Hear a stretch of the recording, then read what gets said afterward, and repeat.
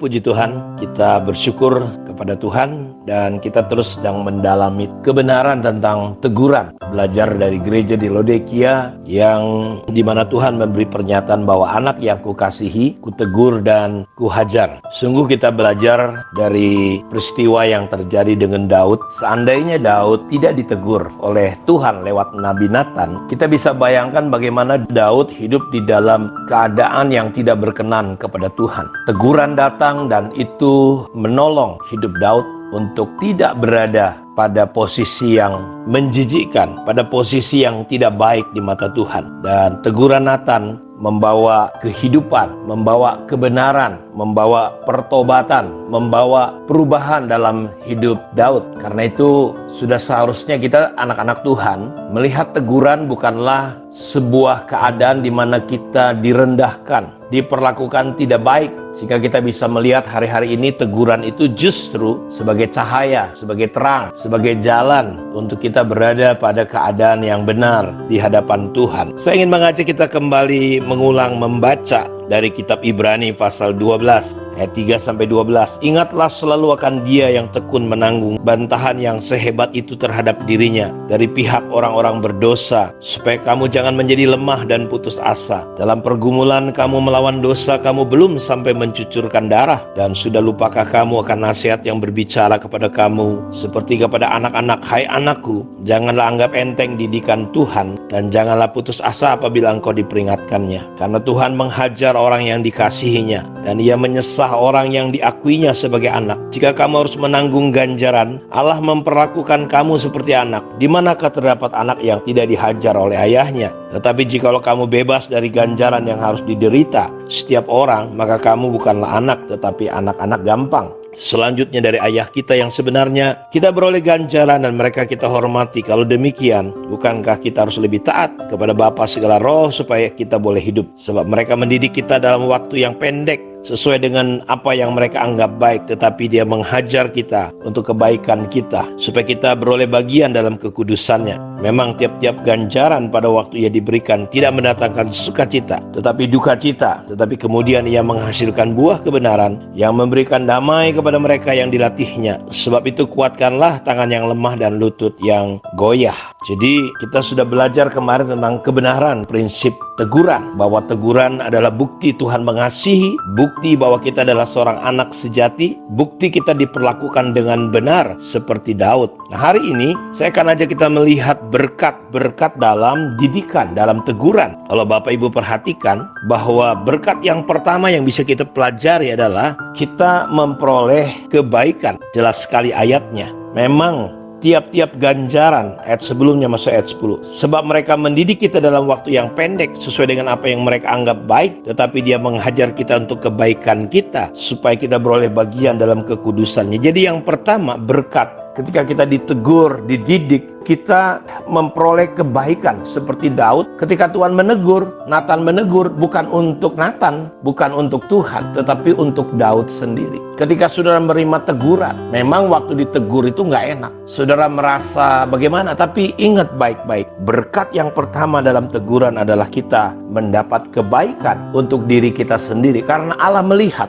orang tua melihat, didikan ini adalah untuk kebaikan saudara. Ketika ada hal-hal yang menyimpang, saudara dapat teguran dan itu untuk kebaikan saudara. Yang kedua, di dalamnya kalau saudara perhatikan ada damai, ada sukacita, ada damai yang luar biasa yang Tuhan berikan kepada kita, Bapak Ibu. Karena itu berkat yang kedua, ada damai di dalamnya. Berkat yang ketiga, saudara mengambil bagian di dalam kekudusan. Jadi jelas sekali, sebab mereka mendidik kita dalam waktu yang pendek, sesuai dengan apa yang mereka anggap baik, tetapi Dia menghajar kita untuk kebaikan kita, supaya kita beroleh bagian dalam apa? Kesucian, kekudusan. Allah itu kudus, Allah itu suci. Tanpa kekudusan, tanpa kesucian, kita tidak bisa melihat Allah. Kita tidak bisa berjumpa dengan Tuhan. Dan didikan, teguran, itu membuat saudara terhisap. di dalam kekudusan, kesucian. Kita bukan hanya berhenti di takhta kasih karunia, kita masuk kepada takhta kesucian Tuhan. Karena itu teguran adalah jalannya. Berkat yang berikutnya, kita akan mengeluarkan buah-buah kebenaran. Ayat 11 jelas. Memang tiap-tiap ganjaran pada waktu ia diberikan tidak mendatangkan sukacita, tetapi duka cita. Tetapi kemudian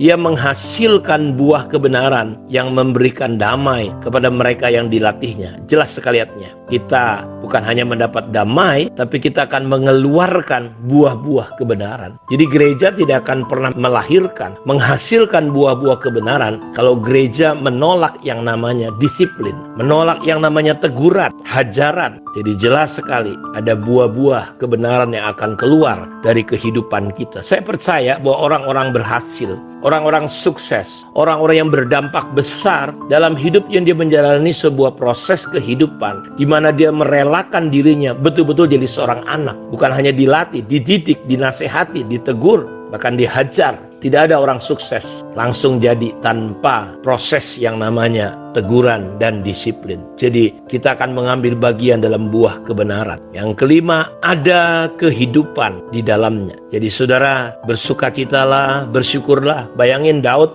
bisa hancur, kematian yang dia peroleh kalau dia tidak menyukai yang namanya teguran. Yang terakhir, yang keenam, ayat 12 berkata bahwa kita akan berdampak. Sebab itu kuatkanlah tangan yang lemah dan lutut yang goyah. Hidup kita akan menjadi biasa-biasa saja, tidak punya dampak besar. Kita nggak mungkin Bapak Ibu bisa menguatkan orang lain, menguatkan tangan yang lemah, lutut yang goyah, kalau saudara sendiri tidak pernah dilatih, tidak pernah dididik. Untuk kita bisa menolong orang lain, untuk kita bisa berdampak besar, menjadi berkat bagi banyak orang lain, saudara perlu di-training, saudara perlu dilatih sedemikian rupa. Dengan berbagai segmen cara mendidik kita, Tuhan tahu persis. Tapi yang pasti, didikan bisa terjadi lewat kebenaran firman Tuhan, lewat peristiwa-peristiwa buruk yang mungkin terjadi. Seperti Ayub, dia menghadapi sakit penyakit. Dia berkata, dulu hanya dari kata orang aku mengenal Allah. Sekarang mataku sendiri melihat Tuhan. Sudah lihat, justru didikan Tuhan itu bisa Tuhan pakai berbagai cara.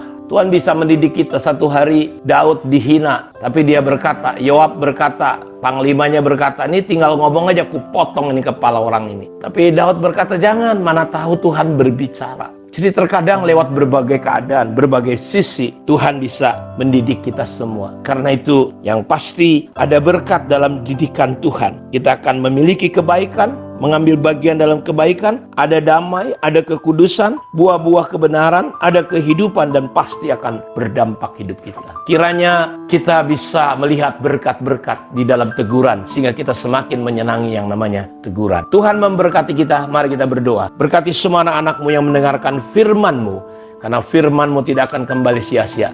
Teguran membuat kami berdampak, mengambil bagian dalam kebenaran, kesucian, kekudusan. Ada damai yang luar biasa terjadi dalam hidup kami. Terpujilah Engkau Tuhan. Dalam nama Yesus kami berdoa. Amin.